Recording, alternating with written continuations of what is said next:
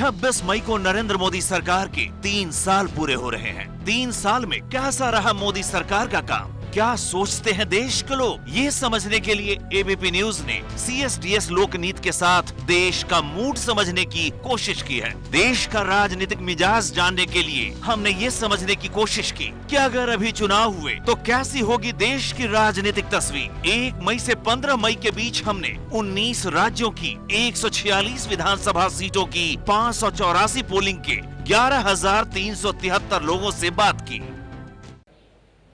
तो ABP news CSDS लोकनीति का ये सर्वे बिल्कुल नए अंदाज में हम आप तक पहुंचाएंगे और आपको बताएंगे कि अगर आज की तारीख में चुनाव होंगे तो देश का मूड क्या होगा। बिल्कुल नए अंदाज में एक एक राज्य की हर सीट पर पैनी नजर के साथ हमने क्या कर रखे हैं, खास इंतजाम इस सर्वे के लिए आपके लिए सीधे जानने के लिए रुख करेंगे मेरी सहयोगी चित्रा त्रिपाठी का।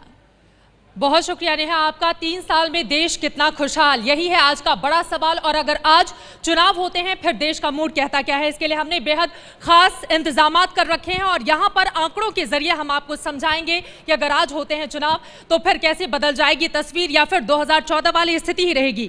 इसके अलावा अपने न्यूज रूम में यानी कि एबीपी न्यूज के न्यूज रूम में यहाँ पर एक बहुत बड़ा गेस्ट पैनल हमारे साथ बस कुछ ही क्षणों में शामिल होगा, जिसमें हर राज्य के लोग होंगे मौजूद और वो हमें बताएंगे कि अगर आज होते हैं चुनाव तो जो आंकड़ा सामने आएगा उसके हिसाब से तस्वीर बदलेगी क्या। और अब आपको लिए चलते हैं अपनी सबसे बड़ी टीवी स्क्रीन पर, देश का मूड जहां पर लिखा हुआ आपको दिखाई दे रहा है 2014 में मोदी मैजिक हमने देखा था, किस तरह से नरेंद्र मोदी के नाम की सुनामी चली थी। और यहां पर हम आपको दिखा रहे हैं अलग अलग रीजन के हिसाब से पूर्वी भारत में बिहार, पश्चिम बंगाल, ओडिशा, झारखंड, पूर्वोत्तर की तस्वीर क्या कहती है अगर आज वहां पर चुनाव हो जाते हैं तो। बिहार और झारखंड में आपको बता दें अच्छा प्रदर्शन किया था बीजेपी ने, जबकि बाकी जगहों पर उसके लिए कश्मकश अभी बाकी है। बहुत बड़ा पैनल होगा पूर्वी भारत से हमारे साथ मौजूद और वो हमें बताएंगे कि अगर आंकड़े बदलते हैं तो इसके मायने मौजूदा वक्त में क्या निकाले जाएं।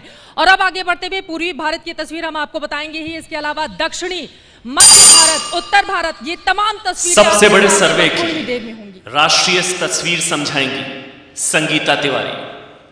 तो राष्ट्रीय तस्वीर के लिए हमारी सहयोगी संगीता हमारे साथ होंगी। संगीता, इस सर्वे का सबको बेसब्री से इंतजार है, लेकिन मेरा आपसे एक ही सवाल, आज की तारीख में अगर चुनाव होते हैं कौन मार रहा है बाजी आपके मुताबिक? देखिए नेहा, 3 साल पूरे होने के ठीक पहले जो नतीजे आए उसमें अगर सबसे बड़े राज्य के नतीजों को संकेत माने तो जो 2014 में एक मूड और माहौल बना था देश का, कमोबेश वैसा ही नज़र आ रहा है। और जाहिर तौर पे नरेंद्र मोदी का जो एक लोगों के ऊपर चढ़ा था, उनको लेकर के खुमारी चढ़ी थी, वो स्वागत है आपका। राजस्थान की सियासी तस्वीर पर बात करेंगे विजय विद्रोह। विजय लगातार नजर बनाए रखते हैं राजस्थान की तस्वीर पर खास तौर से और वो हमें बताएंगे कि राजस्थान में बीजेपी मौजूदा वक्त में कहां ठहर रही है। देखिए, पिछली बार 25 की 25 सीटें मिली थी तो स्वाभाविक है कि इस बार 25 की 25 तो संभवतः नहीं मिल पाएंगी।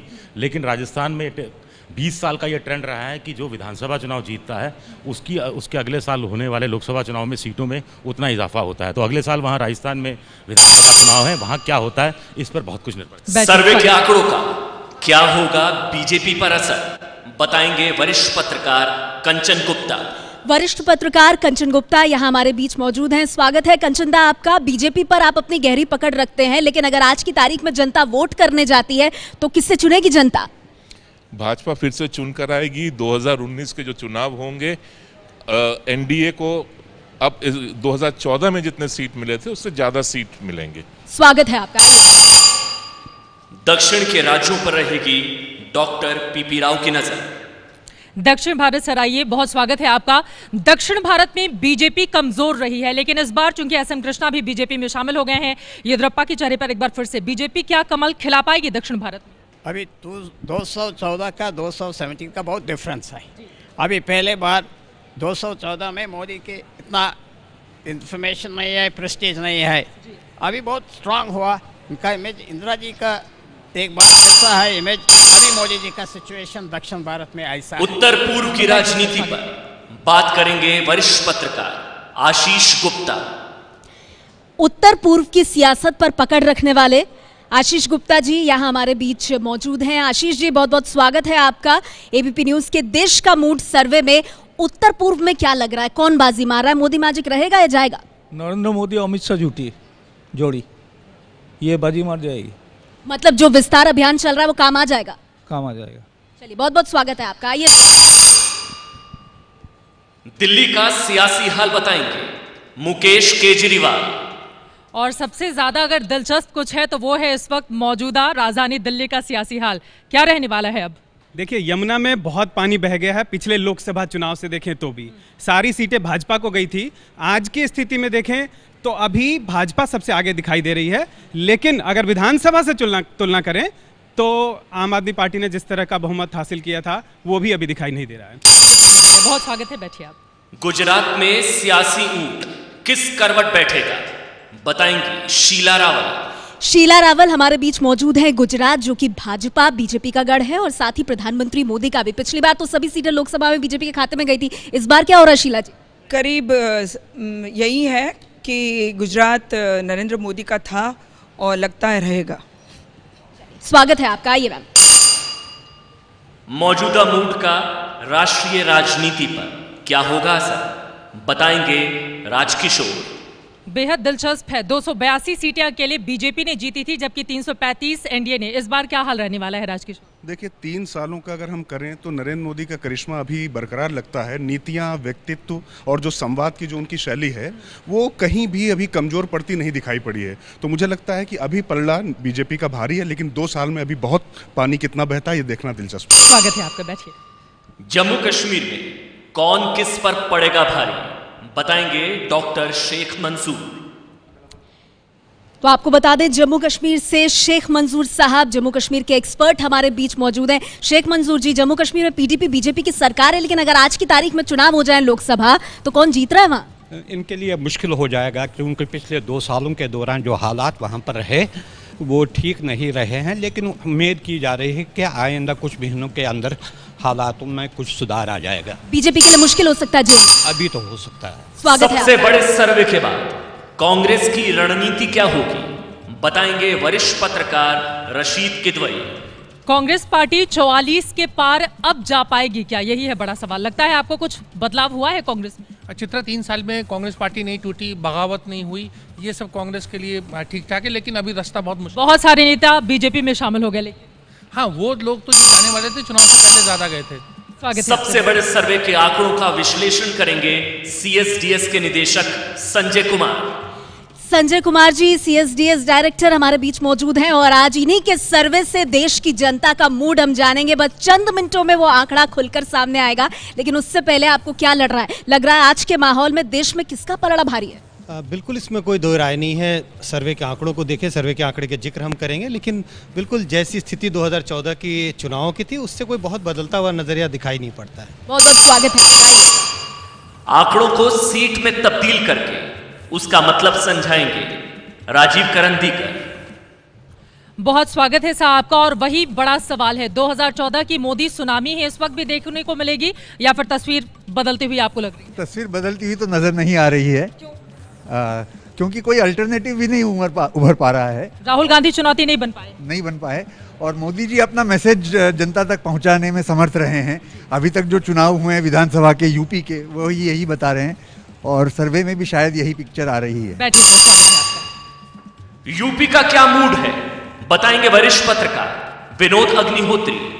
विनोद अग्निहोत्री जी हमारे बीच मौजूद हैं। उत्तर प्रदेश में पिछली बार 80 में से 71 सीटें भाजपा को, 2 अपना दल की, 73 का भारी बहुमत। लेकिन अगर आज की तारीख में यूपी में चुनाव हो गए विनोद अग्निहोत्री जी, तो बीजेपी कमाल कर रही है या नहीं? देखिए, पिछले विधानसभा चुनाव में जो भी हाल में हुए उसमें तो बीजेपी ने कमाल किया ही है, लेकिन वहाँ मोदी जी का नेतृत्व और अमित शाह की रणनीति कामयाब रही। वहीं साथ साथ जो मत विभाजन है सपा और बसपा के बीच में, वो भी एक बड़ा फैक्टर है। अगर ये महागठबंधन नहीं बनता है तो बीजेपी मध्य प्रदेश में अगले साल क्या होगा बताएंगे अभिलाष खांडेकर। मध्य प्रदेश की राजनीति भी अपने आप में काफी ज्यादा दिलचस्प है। बीजेपी का लगातार वहां पर कब्जा है, लेकिन कांग्रेस पार्टी भी सेंध लगाने की कोशिश कर रही है। लेकिन अगर चुनाव हो जाते हैं तो लोकसभा में क्या बीजेपी 14 वाला ही कमाल कर पाएगी? मुश्किल है, क्योंकि उसके बाद का जो चुनाव हुआ था उसमें झाबुआ में कांग्रेस जीती थी। 2014 में सिर्फ ज्योतिरादित्य सिंधिया और कमलनाथ जीते थे। उसके बाद में जो उपचुनाव हुआ उसमें भूरिया जीते थे। तो आज की तारीख में मध्य प्रदेश में 3 सीट्स हैं कांग्रेस के पास में। उसके बाद शहडोल में जो उपचुनाव हुआ उसमें बिहार का सियासी गणित समझाएंगे वरिष्ठ पत्रकार संजय मिश्रा। बिहार के सियासी समीकरण समझाने के लिए संजय मिश्रा हमारे साथ हैं। संजय जी, स्वागत है आपका। ये बताइए, बिहार में विधानसभा में बड़ी चोट खाई बीजेपी ने, इस बार क्या कह रहा है बिहार की जनता का मूड? मुझे लगता है बिहार जो है वो एनडीए और बीजेपी के लिए सबसे बड़ी चुनौती रहेगी, क्योंकि जिस तरह से वहाँ पे महागठबंधन है, अभी काम कर रहा है और नीतीश एक मजबूत चेहरा है, उसमें भारतीय जनता पार्टी के लिए बिहार एक चुनौती रहेगी। स्वागत है आपका। आइए, महाराष्ट्र में सर्वे क्या कहता है, बताएंगे वरिष्ठ पत्रकार अशोक वानखेड़े। महाराष्ट्र में दमदार प्रदर्शन किया था बीजेपी ने, इस बार लगता है आपको तस्वीर बदलेगी या वही रहेगी? नहीं, वही रहेगी, क्योंकि मुझे अपोजिशन कोई एक होता दिखाई नहीं देता। दूसरी बात, अभी जो लोकल सेल्फ गवर्नमेंट में जो चुनाव हुए उसमें भी बीजेपी ने अच्छा प्रदर्शन किया है, तो अभी भी लोगों का मोदी का सिक्का महाराष्ट्र में भी चलेगा। बहुत स्वागत है आपका, बैठिए। चलिए, तो हमारे साथ तमाम खास मेहमान मौजूद हैं और आपको बता दें देश का मूड यानी जनता क्या कह रही है। मोदी सरकार के 3 साल का कामकाज पूरा होने के बाद क्या वाकई में मोदी मैजिक बरकरार है, जादू बीजेपी का चलेगा, या फिर बाकी पार्टियां दम लगा करके बीजेपी ने जो बड़ा महल बनाया उसमें सेंध लगाएंगी? राज्यवार हम आपको सारे के सारे आंकड़े बताएंगे, यानी कि हम आपको पूरब की तरफ लेकर चलेंगे, हम आपको उत्तर भारत की तस्वीर दिखाएंगे, हम आपको बताएंगे कि मोदी सरकार के शासन करने के 3 साल बाद दक्षिण और पश्चिमी भारत की स्थिति किस तरह की है। और पहला बड़ा आंकड़ा भी हम आपके सामने रखेंगे, जैसे कि तमाम खास मेहमान हमारे बीच में आ चुके हैं और जल्दी से आइए, मेरे साथ तमाम खास मेहमान मौजूद हैं, तो मैं एक एक जल्दी से प्रतिक्रिया ले लेती हूं। सबसे सीधा सवाल, क्या होने जा रहा है? कोई खास परिवर्तन दिखाई नहीं पड़ता। अगर 2014 के चुनाव के नतीजों को देखें और आज की जो स्थिति है, कोई बड़ा परिवर्तन दिखाई, बहुत बड़ा परिवर्तन नहीं। करंदीकर साहब, आपके मुताबिक? वोटों में परिवर्तन होगा, सीटों में शायद नहीं होगा। कोई परिवर्तन ज्यादा नहीं। आपके मुताबिक मिश्रा साहब? मुझे लगता है विपक्ष को बहुत बड़ी चुनौती है अभी, और मुकाबले में बने रहने के लिए विपक्ष को संघर्ष करना पड़ेगा। आज की तारीख में किसे चुनौती है? नहीं, चुनौती विपक्ष के सामने ज़्यादा बड़ी है, क्योंकि विपक्ष एकजुट बिल्कुल नहीं है, बिखरा हुआ है, उसने कोई नया नैरेटिव भी नहीं बनाया है। अगर सरकार से उसको भाजपा से लड़ना है तो कुछ ना कुछ नया नारा, नया नैरेटिव गढ़ना पड़ेगा। ठीक है, मुकेश केजरीवाल जी, दिल्ली में कौन डंका पीट रहा है इस बार? देखिए, दिल्ली की बात करें तो अभी बिल्कुल 2 साल के दौरान क्या होता है अभी नहीं कहा जा सकता, क्योंकि लोकसभा से देखें तो हम 7 की 7 सीटें अगर बीजेपी ने जीती थी, वो स्थिति तो दिखाई नहीं देती है। वो स्थिति दिखाई नहीं दे रही। आशीष गुप्ता जी, उत्तर पूर्व एक्सपर्ट हैं आप, जरा बताइए क्या हो रहा है आज की तारीख में? नहीं, आज की तारीख में त्रिपुरा छोड़ के हर स्टेट में बीजेपी का थोड़ा मतलब आगे बढ़ रहा है। त्रिपुरा छोड़ बाकी उत्तर पूर्वी राज्यों में बीजेपी की स्थिति अच्छी। गुजरात एक्सपर्ट हैं आप शीला रावल जी, गुजरात में वो कमाल पिछला कर पाएगी इस बार बीजेपी, सारी सीटें अपनी झोली में? करीब करीब लग तो रहा है, क्योंकि गुजरात में पिछले 15 साल से कांग्रेस का वजूद मिट गया है और कांग्रेस बहुत वीक है वहाँ पे। तो जितना जोर अमित शाह और नरेंद्र मोदी प्रचार में लगाएंगे, लगता है करीब करीब सारी गुजरात में फायदा बीजेपी को होगा। अशोक वानखेड़े जी, महाराष्ट्र की सियासत क्या कह रही है? कमल वैसे ही खिला हुआ है जैसा लोकसभा में खिला था? बिल्कुल वैसे ही खिला हुआ है, और जहाँ तक अभी लोकल बॉडीज़ की इलेक्शन जो मैंने कहा, वहाँ पे भी सुपड़ा साफ हो गया अपोजिशन यानी कांग्रेस और एनसीपी का।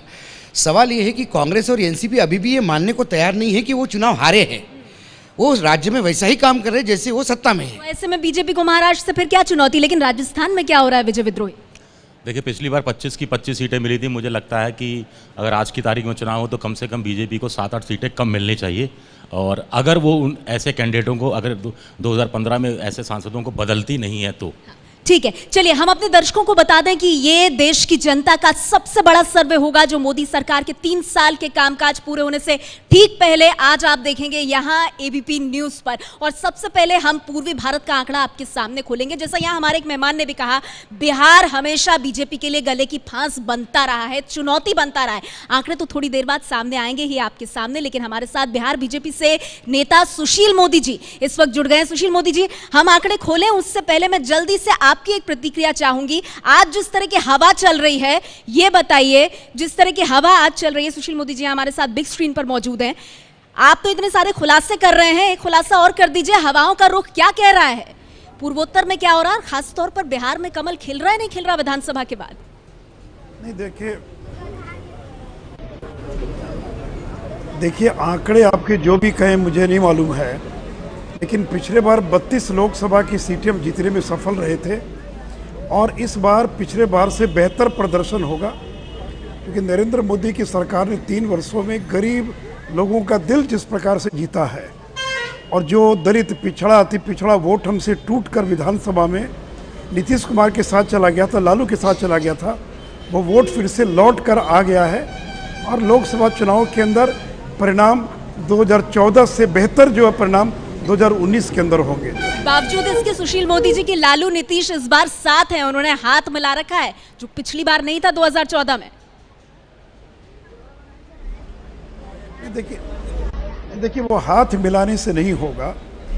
विधानसभा में हमारे सामने कोई चेहरा नहीं था, बीजेपी ने कोई चेहरा प्रस्तुत नहीं किया और नीतीश कुमार का एक चेहरा था जिसके कारण लोगों ने वोट दिया। लेकिन लोकसभा चुनाव में विपक्ष के पास चेहरा कौन है? लोग नरेंद्र मोदी के नाम पर वोट देंगे। बीजेपी के बाहर के भी जो लोग हैं वो सारे लोग नरेंद्र मोदी के पक्ष में दिखाई पड़ते हैं। उससे मैंने कहा कि लालू, नीतीश, कांग्रेस कोई हाथ मिला ले, लोकसभा चुनाव के अंदर वही परिणाम होंगे और बेहतर परिणाम होंगे जो 2014 में हुआ था। आप कह रहे हैं लालू नीतीश हाथ मिलाकर के भी कोई चुनौती नहीं देंगे। सुशील मोदी जी हमारे साथ यहाँ राजकिशोर जी हमारे सहयोगी मौजूद हैं जो आपसे एक सवाल पूछना चाहते हैं। क्योंकि वो सुशील जी मैं आपसे ये पूछना चाहता हूँ, आपने कहा कि चेहरा नहीं था इसलिए वहां पर बिहार में नीतीश कुमार जीत गए, तो आप मानते हैं आज की तारीख में कहेंगे कि ये गलती हुई थी भाजपा नेतृत्व से उस समय, जो आगे नहीं होगी बिहार या आगे, खैर राष्ट्रीय स्तर पर तो मोदी हैं ही, लेकिन अब किसी भी राज्य में वो बिना चेहरे के नहीं जाएंगे, क्योंकि अभी उत्तर प्रदेश में भी उन्होंने यही फार्मूला अपनाया, कोई चेहरा नहीं था फिर भी जीत हुई। तो फिर आपके इस बात में बहुत तथ्य। जवाब आपका सुशील जी। नहीं देखिए, ये बात निश्चित है कि लोगों ने नीतीश कुमार और लालू का जो गठबंधन था उसमें नीतीश जी की जो छवि थी उसके कारण उसका लाभ उनको मिला है और उसी प्रकार लोकसभा चुनाव में नरेंद्र मोदी की छवि का लाभ मिलेगा। अब देखिए हर राज्य की स्थिति अलग अलग होती है, इसलिए 2020 में विधानसभा में क्या होगा मैं आज नहीं कह सकता हूं, लेकिन निश्चित तौर पर एक चेहरा था उनके सामने और वो चेहरे का मुकाबला हम नहीं कर पाए और बहुत सारी कमियां थी। अगर कमियां नहीं रहती तो हम चुनाव हमको जीत जाना चाहिए था। तो कुछ कमियां तो जरूर रही हैं जिसको मैं सार्वजनिक नहीं कर सकता हूँ, बैठकर बंद कमरे में हम लोगों ने चीज़ों का विचार किया है। लेकिन देखिए 2019 की तुलना 2015 के विधानसभा चुनाव से नहीं हो सकती। ठीक है, आप ये कह रहे हैं बहुत जागरूक है। ठीक है सुशील मोदी जी, आप कह रहे हैं जब लोकसभा चुनाव सामने आएगा तो टक्कर होगी बिहार में नरेंद्र मोदी के चेहरे और नीतीश कुमार के चेहरे के बीच, और आपके मुताबिक नरेंद्र मोदी का चेहरा वहां भारी पड़ेगा। सुशील मोदी साहब आप बने रहिए हमारे साथ, क्योंकि एबीपी न्यूज पर जी नहीं मैडम, मैंने ऐसा नहीं कहा। मैडम मैंने ऐसा नहीं कहा कि नीतीश कुमार के चेहरे से टक्कर होगी। आप कृपया सुधार लीजिए इस बात को। जी बोलिए। मैंने कहा विधानसभा चुनाव में नीतीश कुमार का चेहरा था, लोकसभा चुनाव में तो कोई चेहरा है ही नहीं। हाँ। लोकसभा चुनाव में तो कोई चेहरा है ही नहीं। मतलब हो सकता है नीतीश और नीतीश का चेहरा भी एनडीए के चेहरे में मिल जाए। के संदर्भ में लिया था, नीतीश का चेहरा भी एनडीए के चेहरे में मिल जाए, हो सकता है तब तक। जी देखिए, अगर मिले या ना मिले कोई फर्क नहीं पड़ेगा। अगर नीतीश को लालू का साथ पसंद है तो बिहार के लोगों को नरेंद्र मोदी का साथ पसंद है, इसलिए वो साथ में आए कि ना आए। सुशील मोदी जी आप बने रहिए हमारे साथ, आगे और भी मौके आएंगे जब मैं इस तरह के सवाल आपसे पूछूंगी, क्योंकि आगे हम मौजूद होंगे देश की जनता के बीच आपके मूड का सर्वे लेकर, और हम आंकड़ों की शुरुआत करेंगे। पूर्वी भारत का मूड क्या कहता है, एक छोटे से ब्रेक के बाद आपको बताएंगे। आप कहीं मत जाइए, आप देख रहे हैं देश का मूड क्या कहता है।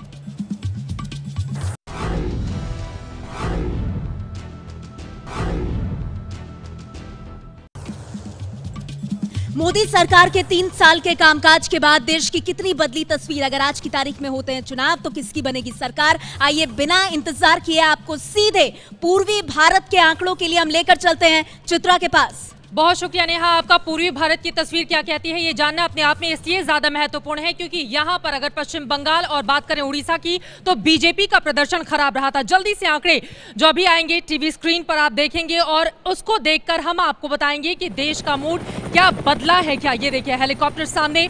पूर्वी भारत में कुल 142 सीटें हैं और इन 142 में से भारतीय जनता पार्टी बीजेपी को 42% वोट शेयर मिलता हुआ दिखाई दे रहा है, जबकि अगर बात करें कांग्रेस पार्टी की तो वो बहुत ज्यादा पीछे 23% के साथ और अन्य के खाते में 35%। ये तस्वीर, ये आंकड़ा 2017 का है। पूरी भारत में कुल 142 सीटें हैं और अगर हम 2014 की बात करें तो उस वक्त बीजेपी को मिली थी, यानी कि एनडीए को मिली थी कुल 56 सीटें, जबकि अन्य के खाते में पूरी भारत की 142 में से 86 सीटें दूसरों के खाते में गई थी। लेकिन इस बार वोट शेयर आप देख रहे हैं कि इस तरह की तस्वीर मौजूदा वक्त में, यानी कि साल 2017 में अगर होते हैं चुनाव लोकसभा के, तो किस तरह से वोट शेयर के जरिए आंकड़े बदल जाएंगे। और अब बारी है सीटों की। पूर्वी भारत की कुल 142 सीटों पर अगर आज होते हैं चुनाव तो सीटों के जरिए बीजेपी के लिए आंकड़े क्या सामने आते हैं, कुछ देर में वो आंकड़ा भी आपके सामने होगा, टीवी स्क्रीन पर होगा, जो अपने आप में काफी ज्यादा महत्वपूर्ण, क्योंकि बिहार और झारखंड में तो अच्छा प्रदर्शन किया था बीजेपी ने, लेकिन उसके बाद उसकी स्थिति काफी ज्यादा कमजोर हो गई थी। और यहाँ पर हम चलते हैं, ये देखिए नेहा के सिर के ऊपर आ रहा है ये आंकड़ा और जल्दी से मैं इसको बयां कर देती हूँ। आप देख पा रहे हैं कि कमल किस तरह से खिलता हुआ दिखाई दे रहा है। 71 सीटें यहाँ पर पूर्वी भारत में बीजेपी को मिलती हुई दिखाई दे रही हैं, जो 16 सीटें ज्यादा हैं।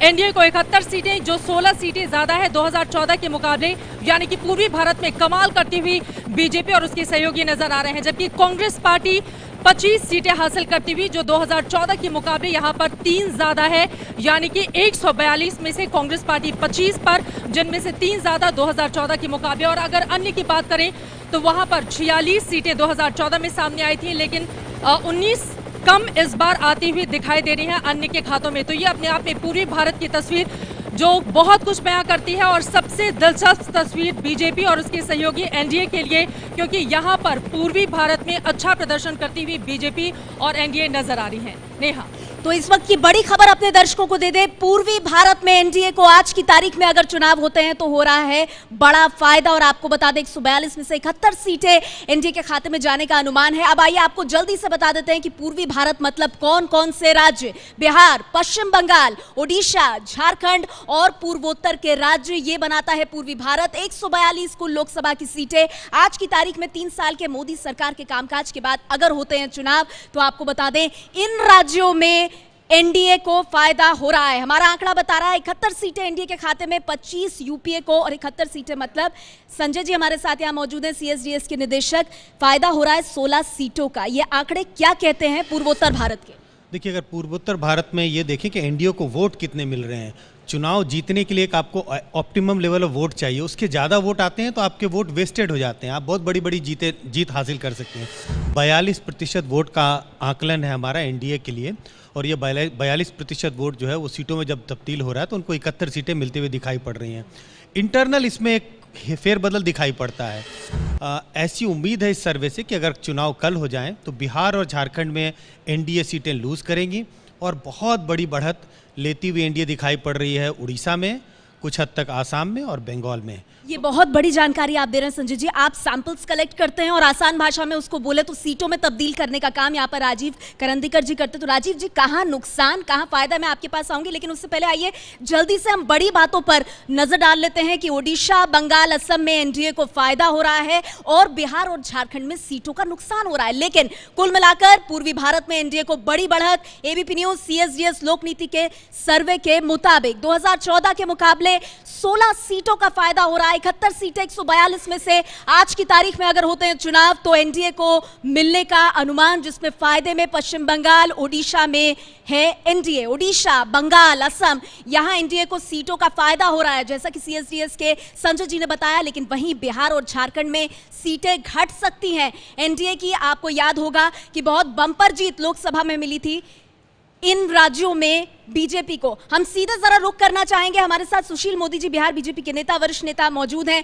सुशील मोदी साहब, हमारा सर्वे का पहला आंकड़ा आ गया है। अच्छी खबर पूर्वी भारत से आपके लिए है क्योंकि आपको सीटों का फायदा हो रहा है, 16 सीटों का। लेकिन सर, आपके राज्य के लिए परेशानी वाली खबर है क्योंकि यहां बीजेपी की सीटें घट रही हैं हमारे सर्वे के मुताबिक।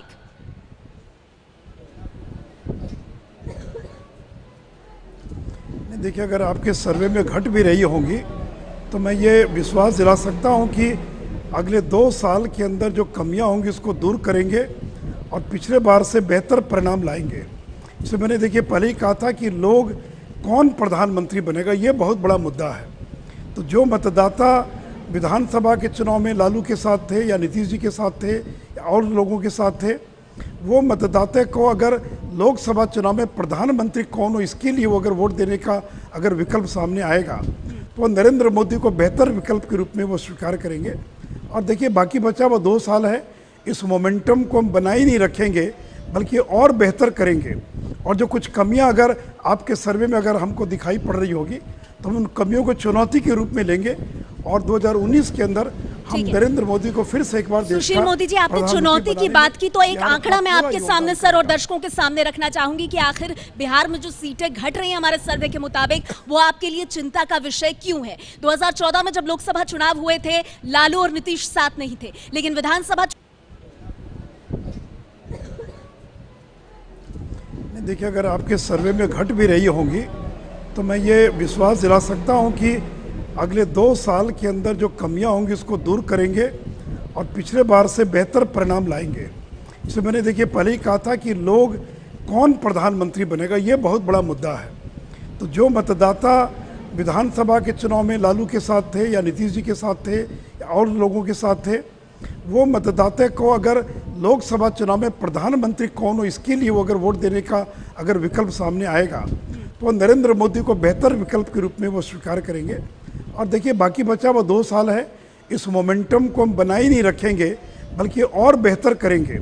और जो कुछ कमियां अगर आपके सर्वे में अगर हमको दिखाई पड़ रही होगी तो हम उन कमियों को चुनौती के रूप में लेंगे और 2019 के अंदर हम नरेंद्र मोदी को फिर से एक बार सुशील मोदी जी, आपने चुनौती की बात की तो एक आंकड़ा मैं आपके सामने सर और दर्शकों के सामने रखना चाहूंगी कि आखिर बिहार में जो सीटें घट रही हैं हमारे सर्वे के मुताबिक, वो आपके लिए चिंता का विषय क्यों है? 2014 में जब लोकसभा चुनाव हुए थे लालू और नीतीश साथ नहीं थे, लेकिन विधानसभा चुनाव में वो साथ आ गए। पर लोकसभा में ये देखिए वोट प्रतिशत ये था, नतीजों में एनडीए को 39.5% वोट मिले थे, लालू की पार्टी को 20.5%, नीतीश को 16%, कांग्रेस को 8.6%।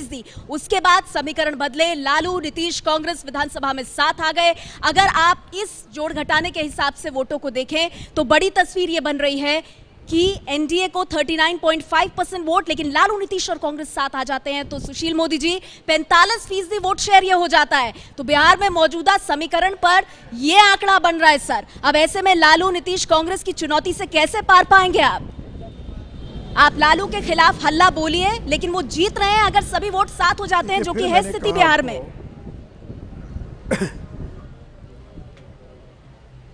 देखिए मैं फिर आपसे कह रहा हूं कि यह गणित इस प्रकार से नहीं बनता है कि तीनों पार्टियां लड़ी अलग अलग और उनके वोटों को जोड़ दिया आपने, इस तरह से कोई परिणाम आता नहीं है, वो अलग गणित है।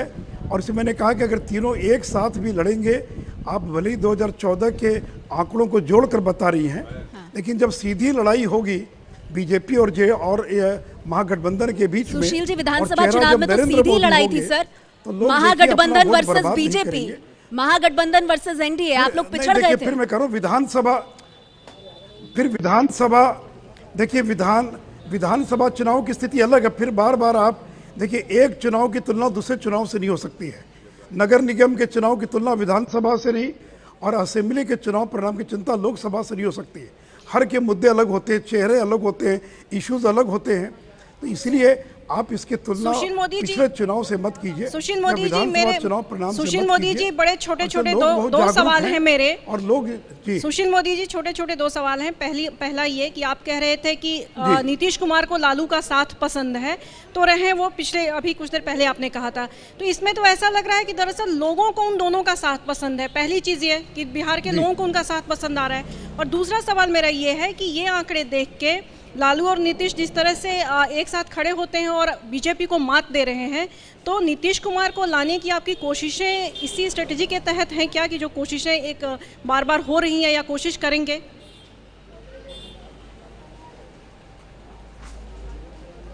देखिए विधानसभा चुनाव में बिहार की जनता के बीच में आरक्षण के नाम पर, बैकवर्ड फॉरवर्ड के नाम पर कई प्रकार का भ्रम पैदा किया गया, लेकिन जब लोकसभा चुनाव आएगा तो जो दलित, महादलित, पिछड़ा, अति पिछड़ा जो वोट हमसे विधानसभा में टूट गया था, वो वोट फिर से एक बार पिछड़े के बेटे नरेंद्र मोदी को वोट देगा और वो गलती नहीं करेगा जो गलती उसने विधानसभा के चुनाव में कर दी है। और देखिए हम किसी को न तोड़ने मोदी जी, मोदी जी किसी एक छोटा को सवाल बनाने- आपसे, मोदी जी एक छोटा सवाल आपसे। तो अपने बहुत से आपने ये टूट कहा जाएगा। विधानसभा इसको और किसी को तोड़ने की जरूरत नहीं है। सुशील मोदी जी, अशोक वानखेड़े जी का एक छोटा सा सवाल है आपसे। आपने कहा विधानसभा और लोकसभा के परिणाम अलग अलग होते हैं, उनको जोड़िए मत। लेकिन उत्तर प्रदेश में देखा तो जो लोकसभा में जितना मत प्रतिशत और जैसा मैंडेट मिला वैसा ही विधानसभा में मिला। उत्तर प्रदेश में तो वो रिपीट हुआ, तो बिहार में क्यों नहीं हो सकता? नहीं देखिए, फिर मैं कह रहा हूँ, नहीं देखिए हर राज्य की स्थिति अलग अलग है। यूपी के अंदर क्या हुआ, बिहार में क्या हुआ, आप एक राज्य की तुलना दूसरे राज्य से मत कीजिए, आप कर भी नहीं सकते हैं। और राजनीतिक दृष्टि से मध्य प्रदेश की क्या स्थिति है, छत्तीसगढ़ का क्या है, बिहार का क्या है, तो एक चुनाव दूसरे चुनाव से अलग होता है और एक राज्य की स्थिति दूसरे चुनाव से अलग होती है। इसमें यूपी में जो हुआ उसकी तुलना बिहार से नहीं कर सकते हैं और बिहार में जो हुआ उसकी तुलना आप उड़ीसा से नहीं कर सकते हैं। इसलिए मैंने कहा कि देखिए, लोग एक मजबूत प्रधानमंत्री देखना चाहते हैं जिसने डिलीवर करके दिखाया चलिए, है। आप मानने को और तैयार लोग नहीं ये है कि देख रहे बिहार हैं में कि ये जो आपके लिए क्षेत्रीय सीटें पार्टियां कम हो हैं, रही हैं। हमारा सर्वे यही ये कह रहा है। अगर सुशील मोदी दावेदार जी, बन गई एक तो बहुत देश का क्या छोटा सा होगा? सवाल है। हमारे साथ संजय मिश्रा जी मौजूद हैं, मेरे साथ आरजेडी के मेहमान भी जुड़ गए हैं, उनके पास भी जाएंगे, लेकिन उससे पहले जल्दी से छोटा सा सवाल। मोदी जी, आपने ये कहा कि आपकी कमज़ोर कड़ियाँ हैं, आप उसको दुरुस्त करेंगे। आप ये मान रहे हैं कि आपके लिए चेहरा एक कमज़ोर कमी है, तो क्या अब आप नीतीश कुमार को अपने साथ लाने के लिए पहल करेंगे?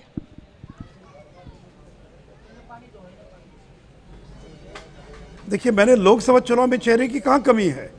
लोकसभा चुनाव में तो नरेंद्र मोदी के सामने कोई चेहरा ही नहीं है, चाहे वो लालू हो, नीतीश हो, मायावती हो, ममता बनर्जी हो। चेहरे का सवाल मैंने किया था उल्लेख विधानसभा के संदर्भ में, लेकिन अभी तो लोकसभा का चुनाव होने जा रहा है और लोकसभा चुनाव में नरेंद्र मोदी से बिहार में चेहरे बड़ा की चेहरा बात की कौन थी, हो जिसकी सकता है आपने और उसका मुकाबला करने वाला चेहरा कौन है? मोदी जी, मैंने बिहार में चेहरे की बात की मैंने थी। देखिए, आप मेरी बात को तोड़ मरोड़ कर मत पेश कीजिए।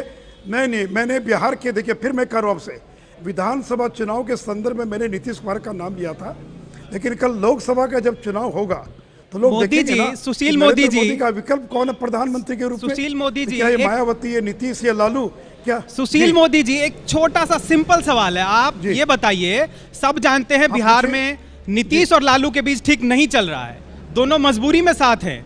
क्या आपकी तरफ से कोशिश हो रही है नीतीश को साथ लेने की, जो माना जा रहा है अब आपके स्वाभाविक अलाय?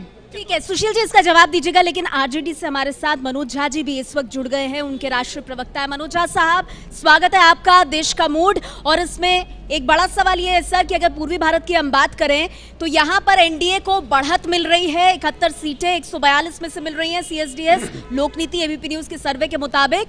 और यूपी की अगर बात करें, जिसमें हमने आपको भी रखा है और नीतीश जी की पार्टी को भी रखा है, कांग्रेस को भी रखा है, सिर्फ 25 सीटें और 3 सीटों का फायदा। ऐसे कैसे लड़ेंगे आप मोदी लहर से?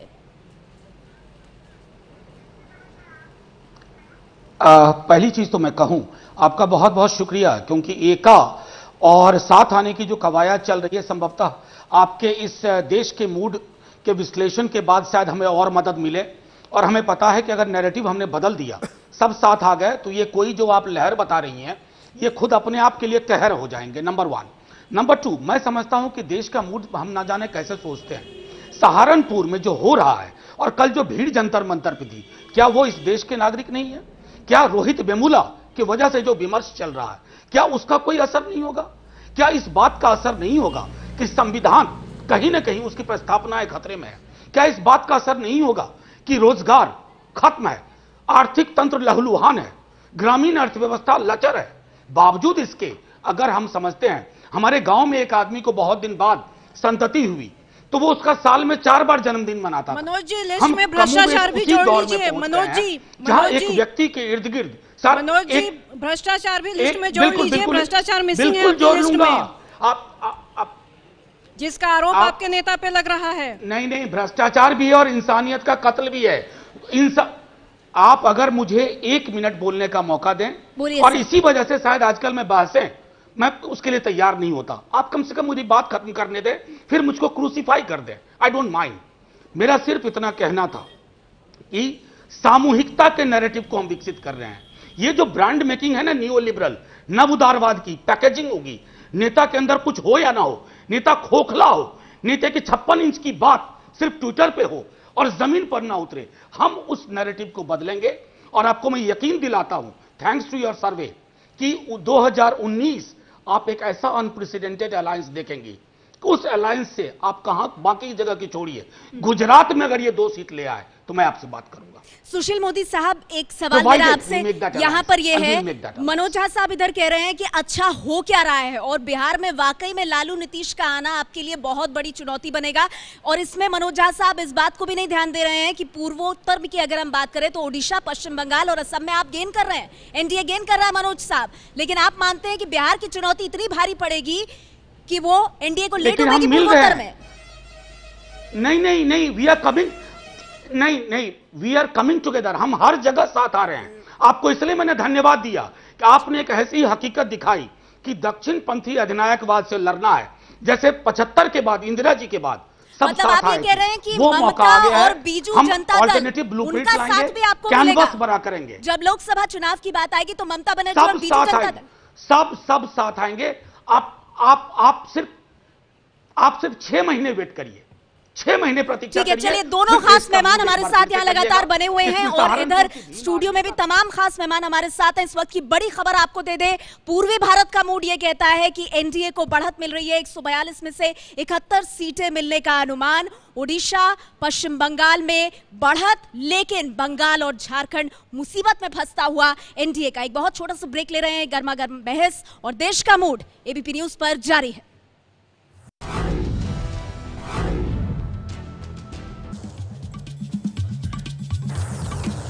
एबीपी न्यूज पर आप देख रहे हैं हमारी बड़ी कवरेज, देश का मूड क्या कहता है। और इस वक्त की बड़ी खबर आपको दे दें, पूर्वी भारत के आंकड़े हमने साफ कर दिए हैं। एबीपी न्यूज CSDS लोकनीति का सर्वे ये कहता है कि अगर आज की तारीख में होते हैं चुनाव तो पूर्वी भारत में एनडीए को हो रहा है फायदा। 142 में से 71 सीटें मिलने का अनुमान, यानी 16 सीटों का फायदा। लेकिन आपको बता दें, बिहार में चुनौती। हमारे साथ सुशील मोदी बने हुए थे, अभी वो नहीं है हमारे साथ, लेकिन विजय, जो सुशील मोदी ने कहा कि जब लोकसभा चुनाव की बात आती है तो नरेंद्र मोदी का चेहरा सामने आता है। हालांकि नीतीश शामिल होंगे या नहीं होंगे इस पर कुछ नहीं बोले वो। हाँ, उसको तो वो साफगोई से मतलब गोल कर गए, लेकिन 2014 में तो सब लोगों ने, करीब हिंदुस्तान भर में लोगों ने मोदी के नाम पर वोट दिया था।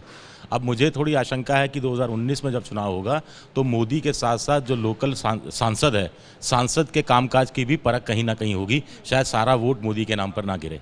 लेकिन ओडिशा, पश्चिम बंगाल और असम, मिश्रा साहब, ये जो विस्तार का प्रोग्राम पूरा बीजेपी चला रही है वो तो फायदा दे रहा है ना बीजेपी को। भले ही बिहार में मुसीबत हो रही हो, लेकिन जो विस्तार करने का बीजेपी का प्रोग्राम था वो तो हमारे सर्वे में फायदा दे रहा है। बिल्कुल, आपके सर्वे में वो फ़ायदा दिखाई दे रहा है और शायद इसीलिए संजय जी की टीम ने 71 सीटें दी हैं। पर मुझे लगता है जो आंकड़ा 71 सीटों का है, अगर आप देखें, अगर बिहार में आपकी सीटें घट रही है, झारखंड में घट रही है, तो आप अभी इतनी बड़ी ताकत नहीं हुए हैं उड़ीसा में और इतनी बड़ी ताकत नहीं हुए हैं पश्चिम बंगाल में कि सीटों का आंकड़ा 71 पहुंच जाए। संजय जी, इस पे एक आपकी टिप्पणी चाहूंगी। अगर बिहार और छत्तीसगढ़ जैसे अहम राज्यों में आप नीचे जा रहे हैं हमारे सर्वे के मुताबिक, तो क्या ओडिशा, पश्चिम बंगाल ऐसे राज्य हैं जो आपको 16 सीटों का जंप दिला दें? देखिए, बिहार और झारखंड में जो गिरावट है, जो नुकसान दिखाई पड़ता है, वो थोड़ा मामूली गिरावट है। लेकिन उड़ीसा में जो उनकी बढ़त दिखाई पड़ रही है वो बहुत अद्भुत दिखाई पड़ रहा है। उड़ीसा में लगभग वो स्वीप कर रहे हैं पूरे स्टेट को। बंगाल और असम में बहुत बड़ा मुनाफा दिखाई नहीं पड़ रहा, लेकिन उड़ीसा बिल्कुल आंधी जैसी दिखाई पड़ रही है। उड़ीसा में आंधी दिखाई पड़ रही है, कह रहे हैं संजय हमारे सर्वे में। हाँ, देखिए, उड़ीसा में आंधी इसलिए दिखाई पड़ रही है कि उड़ीसा में नवीन पटनायक की सरकार जो है पिछले 15 साल से है और उसको लेकर के ज़बरदस्त एंटी इनकम्बेंसी भी है।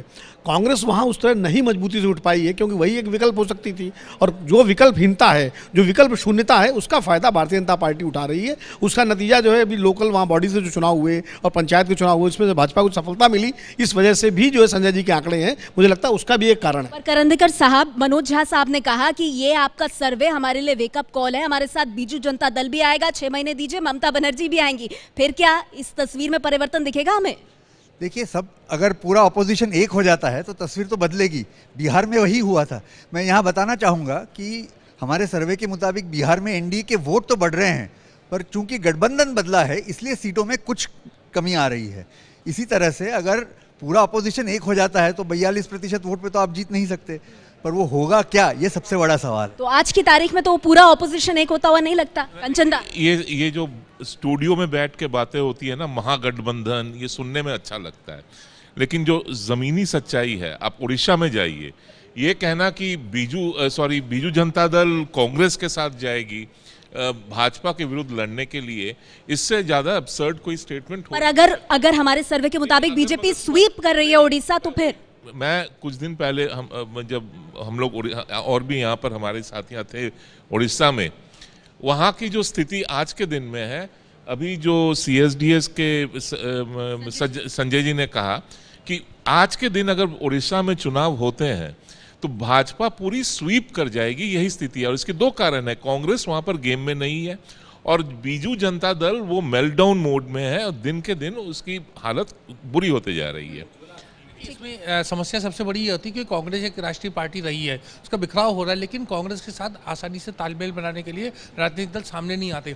आप बंगाल की स्थिति देखिए तो बंगाल में कांग्रेस को अगर तृणमूल के साथ जाती तो कांग्रेस का ज़्यादा फायदा होता, लेकिन कांग्रेस जो है वो वाम दलों के साथ जा रही है और नुकसान उठा रही है। तो इस तरह के कॉन्ट्रडिक्शंस होते हैं। ठीक है, चलिए हम आपको ये बता दें कि अभी तो तस्वीर का सिर्फ एक भाग खुला है। पूर्वी भारत में एनडीए फायदे में दिखाई दे रही है। अगर आज की तारीख में चुनाव होते हैं 142 में से 71 सीटें एनडीए के खाते में जा रही हैं। हम एक छोटा सा ब्रेक ले रहे हैं, हमारे साथ तमाम खास मेहमान यहां मौजूद हैं।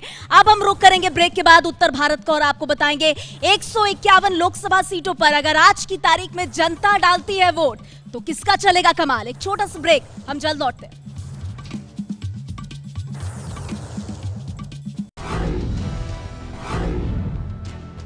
ये है एबीपी न्यूज, आपको रखे आगे।